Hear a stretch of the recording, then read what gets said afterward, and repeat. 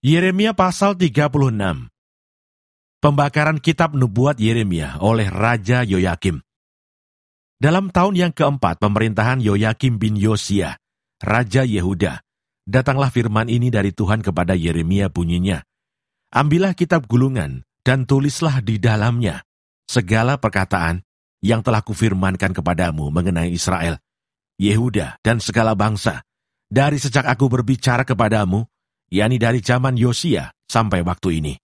Mungkin apabila kaum Yehuda mendengar tentang segala malapetaka yang aku rancangkan, hendak mendatangkannya kepada mereka, maka mereka masing-masing akan bertobat dari tingkah langkahnya yang jahat itu, sehingga aku mengampuni kesalahan dan dosa mereka." Jadi Yeremia memanggil Baruk bin Neria, lalu Baruk menuliskan dalam kitab gulungan itu, langsung dari mulut Yeremia, segala perkataan yang telah difirmankan Tuhan kepadanya. Pada suatu kali Yeremia memberi perintah kepada Baruk, "Aku ini berhalangan, tidak dapat pergi ke rumah Tuhan. Jadi pada hari puasa, engkaulah yang pergi membacakan perkataan-perkataan Tuhan kepada orang banyak di rumah Tuhan, dari gulungan yang kau tuliskan langsung dari mulutku itu. Kepada segenap orang Yehuda yang datang dari kota-kotanya, haruslah kau bacakannya juga. Mungkin permohonan mereka sampai di hadapan Tuhan, dan mereka masing-masing bertobat dari tingkah langkahnya yang jahat itu. Sebab besar murka dan kehangatan amarah yang diancamkan Tuhan kepada bangsa ini." Lalu Baruk bin Neria melakukan tepat seperti yang diperintahkan kepadanya oleh Nabi Yeremia untuk membacakan perkataan-perkataan Tuhan dari kitab itu di rumah Tuhan.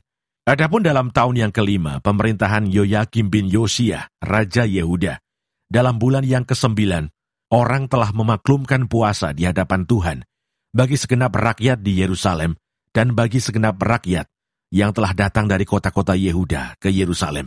Maka Baruk membacakan kepada segenap rakyat perkataan Yeremia dari kitab itu di rumah Tuhan, di kamar Gemaria, anak Panitera Safan, di pelataran atas di muka pintu gerbang baru dari rumah Tuhan. Ketika Mikaya bin Gemaria bin Safan mendengar segala firman Tuhan dari kitab itu, turunlah ia ke istana raja, ke kamar Panitera. Di sana tampak duduk semua pemuka, yakni Panitera Elisama, Delaya bin Semaya, Elnatan bin Akbor, Gemaria bin Safan, Sedekia bin Hanaya, dan semua pemuka lain. Lalu Mikaya memberitahukan kepada mereka segala firman yang telah didengarnya, ketika Baruk membacakan kitab itu kepada orang banyak.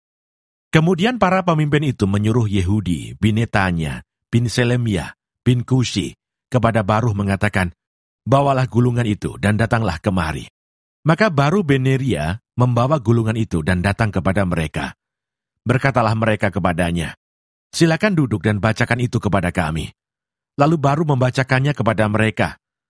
Setelah mereka mendengar segala perkataan itu, maka terkejutlah mereka dan berkata seorang kepada yang lain, "Kita harus dengan segera memberitahukan segala perkataan ini kepada raja."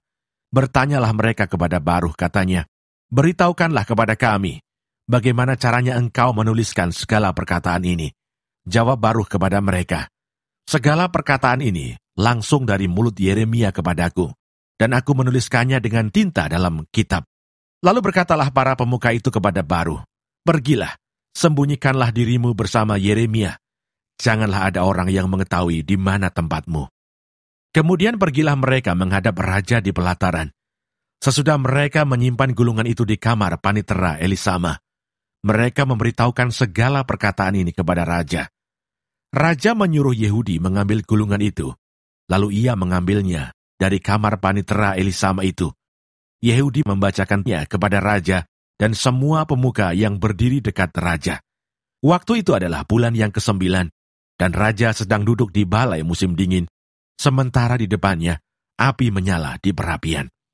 Setiap kali apabila Yehudi selesai membacakan 3-4 lajur, maka raja mengoyak-ngoyaknya dengan pisau raut, lalu dilemparkan ke dalam api yang di perapian itu, sambil seluruh gulungan itu habis dimakan api yang di perapian itu. Baik raja maupun para pegawainya yang mendengarkan segala perkataan ini, seorang pun tidak terkejut dan tidak mengoyakkan pakaiannya.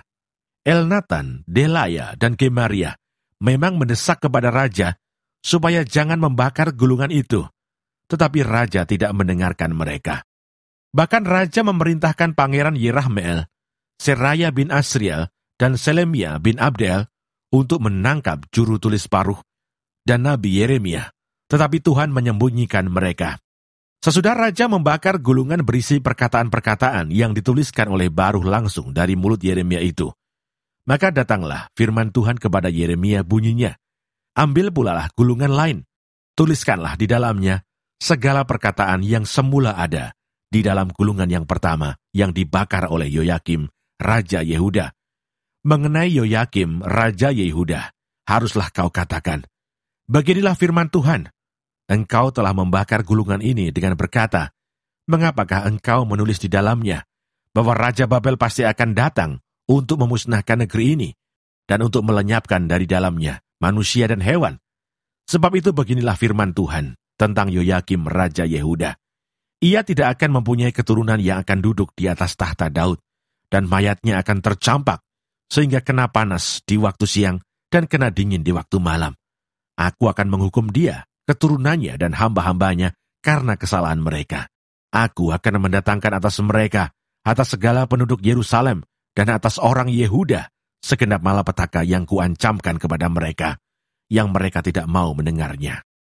Maka Yeremia mengambil gulungan lain dan memberikannya kepada juru tulis Baruh bin Neria, yang menuliskan di dalamnya langsung dari mulut Yeremia segala perkataan yang ada di dalam kitab yang telah dibakar Yoyakim, Raja Yehuda dalam api itu. Lagi pula masih ditambahi dengan banyak perkataan seperti itu. Yeremia pasal 37. Raja Sedekia meminta petunjuk kepada Yeremia. Sedekia bin Yosia menjadi raja menggantikan Konya bin Yoyakim. Nebukadnezar Raja Babel telah mengangkat dia menjadi raja atas negeri Yehuda. Tetapi baik ia, baik pegawai-pegawainya maupun rakyat negeri itu, tidak mendengarkan firman yang disampaikan Tuhan dengan perantaraan Nabi Yeremia.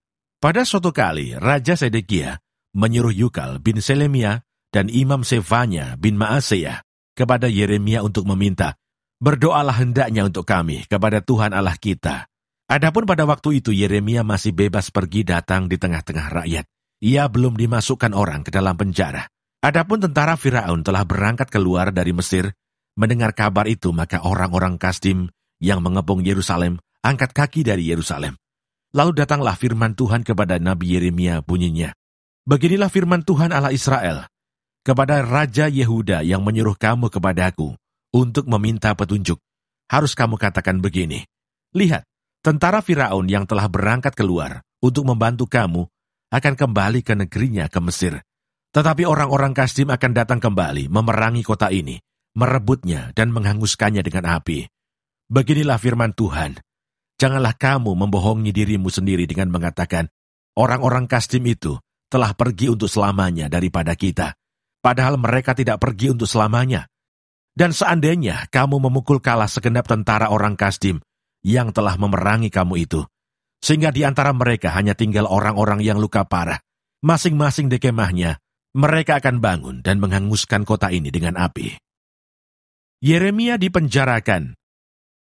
Ketika tentara orang Kasdim itu telah angkat kaki dari Yerusalem oleh karena takut kepada tentara Firaun, maka keluarlah Yeremia dari Yerusalem untuk pergi ke daerah Benyamin dengan maksud mengurus di sana pembagian warisan di antara kaum keluarganya. Tetapi ketika ia sampai ke pintu gerbang Benyamin, maka di sana ada seorang kepala jaga yang bernama Yeria bin Selemia bin Hananya. Ia menangkap Nabi Yeremia sambil berteriak, "Engkau telah menyeberang kepada orang Kasdim." Dan sekalipun Yeremia menjawab, "Itu bohong, aku tidak hendak menyeberang kepada orang Kasdim." Tetapi Yeria tidak mendengarkan. Lalu ia menangkap Yeremia dan membawanya menghadap para pemuka. Para pemuka ini menjadi marah kepada Yeremia. Mereka memukul dia dan memasukkannya ke dalam rumah tahanan, rumah panitera Yonatan itu. Adapun rumah itu telah dibuat mereka menjadi penjara. Demikianlah halnya Yeremia masuk ke dalam ruang cadangan air di bawah tanah itu, dan lama Yeremia tinggal di sana. Sedekia memindahkan tempat Yeremia dikurung. Pada suatu kali, Raja Sedekia menyuruh orang mengambil dia. Lalu dengan diam-diam bertanyalah raja di istananya kepadanya, "Adakah datang firman dari Tuhan?" Jawab Yeremia, "Ada." Lagi katanya, bunyinya, engkau akan diserahkan ke dalam tangan Raja Babel. Kemudian berkatalah Yeremia kepada Raja Zedekia, apakah dosa yang kuperbuat kepadamu, kepada pegawai-pegawaimu dan kepada bangsa ini, sehingga kamu memasukkan aku ke dalam penjara? Di manakah gerangan para nabimu yang telah bernubuat kepadamu, bahwa Raja Babel tidak akan datang menyerang kamu dan negeri ini? Sekarang, dengarkanlah, hai Tuanku Raja, biarlah permohonanku sampai di hadapanmu.